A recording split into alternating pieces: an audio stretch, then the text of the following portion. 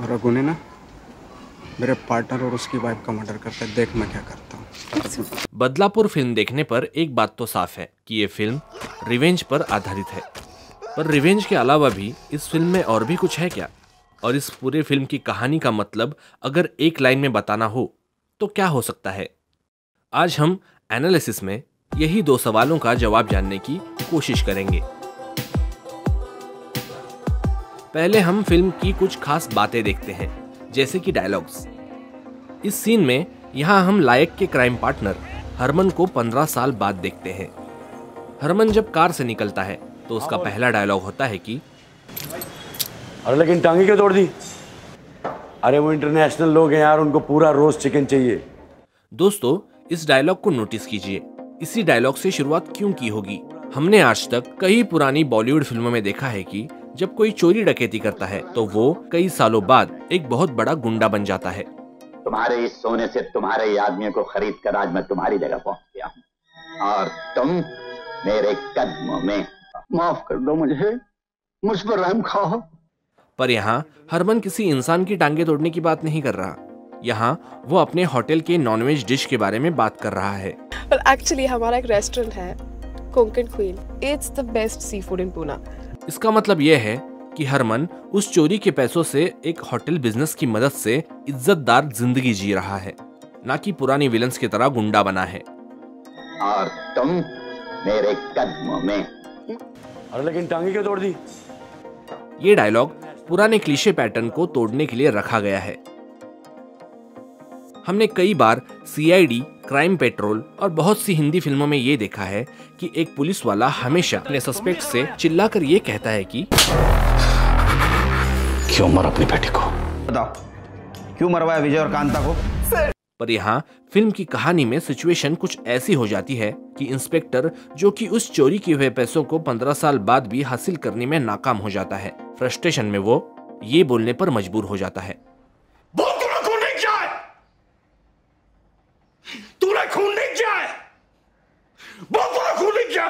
इस तरह फिल्म के डायलॉग पुराने क्लीशे पैटर्न को ध्यान में रखकर बहुत ही क्रिएटिवली लिखे गए हैं। अब दूसरा पहलू देखते हैं। कैरेक्टर में शेड्स होने का मतलब समझने के लिए इस इंस्पेक्टर के कैरेक्टर को ऑब्जर्व करते हैं। हमें शुरुआत में ये इंस्पेक्टर ईमानदार लगता है, ऐसा लगता है कि वो जेन्युइनली इस केस को सॉल्व करना चाहता है, पर एंड में पता चलता है कि वो भी करप्टेड है। वो पैसा तो मुझे दे दो, मैं एविडेंस मिटा दूंगा, वरना रिटायरमेंट फंड चाहिए। और वो इस चोरी के पैसों को चुपचाप हड़पना चाहता है। पुरानी फिल्मों में हम हमेशा ये देखते आए हैं कि जो हीरो होता है वो हमेशा अच्छे काम करता है। तुम एक अच्छे आदमी हो और अच्छे दोस्त भी। और विलन हमेशा बुरे काम ही करता है, चाहे कुछ भी हो। तो 10 लाख रुपए तैयार रखना। कबीरा तुझे कल सुबह फिर 10 बजे फोन करेगा। पर आजकल की फिल्मों में डायरेक्टर्स कैरेक्टर को इस तरह शेड्स देने की कोशिश करते हैं, जहां कैरेक्टर्स पहले जैसे स्ट्रेट फॉरवर्ड नहीं होते। इस फिल्म में बाकी के कैरेक्टर्स में भी आप ऐसे शेड्स नोटिस करोगे। ये थी फिल्म की कुछ खास बातें। अब फिल्म की थीम और क्लाइमैक्स समझने की कोशिश करते हैं। फिल्म का क्लाइमैक्स और प्रीमाइस जानने के लिए हमें लायक और रघु, इन दो मेन कैरेक्टर को समझना होगा। रघु कहानी की शुरुआत में एक अच्छा आदमी होता है, पर बीवी की मौत के बाद धीरे धीरे उसका बढ़ता हुआ पागलपन हम देख सकते हैं। पूरा पागल है। लायक के पार्टनर का नाम निकाल। पहले वो लायक से इंफॉर्मेशन निकालने में नाकाम होने के बाद झिमली का रेप करता है। तुम बताना मेरे बारे में। मैं सब कुछ जानता फिर 15 साल बाद लायक के पार्टनर का ठिकाना मालूम होने के बाद वो ये चीज पुलिस को नहीं बताता। सब कुछ जानते हो तो पुलिस के पास क्यों नहीं गए? यहाँ क्या कर रहे हो? मैंने सोचा पुलिस के पास जाने से पहले मैं एक बार तुम्हें देख लूं।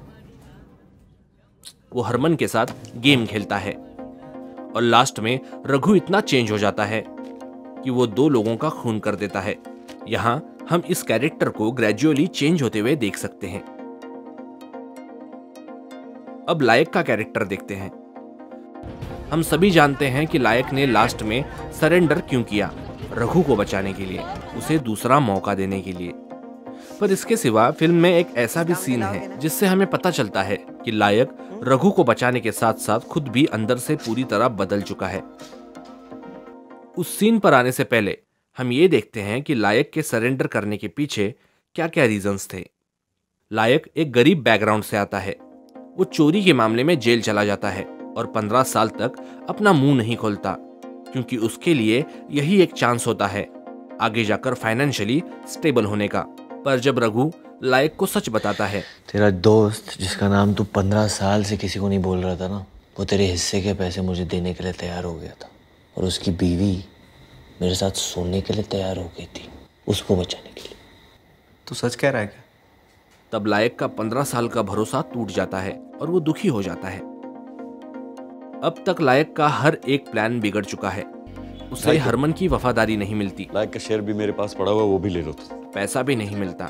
उसका बचपन का प्यार झिमली वो दूसरे आदमी के साथ सेटल हो जाती है। बीमारी के कारण लायक के पास थोड़ा सा ही समय बचा होता है। 1 साल है मेरे पास बोलते हैं। और रघु ने उसकी वजह से 2 बेकसूर लोगों का खून किया होता है। और रघु ने ना मेरे पार्टनर और उसकी वाइफ का मर्डर करता है। देख मैं क्या करता हूँ। लायक रघु से बदला लेने की सोचता है, पर आखिर में लायक को उसकी माँ कहती है कि तुम कुल अपने बाप पर गया। जब भी जिक्र करती है गालियां देती है मेरे बाप को। कुछ तो अच्छा होगा उसमें।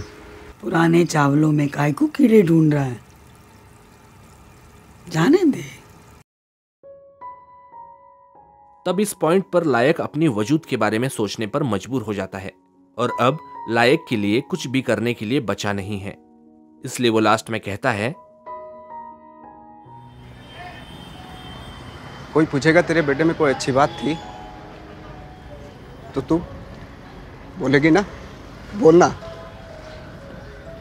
और आखिर में लायक इस सरेंडर से बिगड़े हुए हालात को सुधारना चाहता है, इसलिए खुद को वो सरेंडर कर देता है। और लास्ट में ये सीन आता है जब एनजीओ वर्कर शोभा लायक से पूछती है कि संडे को क्यों काम कर रहा है, और तो कोई नहीं कर रहा है यहाँ पे काम। मैं एक चेयर 4 दिन में बनाता हूँ और बाहर 3000 की बिकती है। यहाँ लायक असल में ये कहना चाहता है अब वो भी मेहनत के पैसे कमाना सीख चुका है। इस सीन से हमें पता चलता है कि लायक अब अंदर से बदल चुका है। यहाँ हम इस कैरेक्टर को ग्रेजुअली चेंज होते हुए देख सकते हैं। ये था क्लाइमैक्स का मतलब। अगर पूरे फिल्म की कहानी को एक लाइन में कंक्लूड करें तो यही एक प्रीमाइस निकलता है कि बिना बदलाव के बदले का कोई अंत नहीं है, क्योंकि आखिर में लायक भी पैसे न मिल पाने की वजह से रघु को सबक सिखाने वाला होता है। पर लायक को ये रियलाइज होता है कि ऐसा करने से बदले का सिलसिला नहीं रुकने वाला और वो सरेंडर करके बदलाव का रास्ता चुनता है। इसलिए इस फिल्म की सेंट्रल थीम सिर्फ बदले के बारे में नहीं बल्कि बदलाव के बारे में भी है। इस वीडियो को देखने के बाद अगर आपके फिल्म देखने का अंदाज बदल चुका है तो बदलापुर के इस एनालिसिस वीडियो को लाइक करें और चैनल को सब्सक्राइब करें।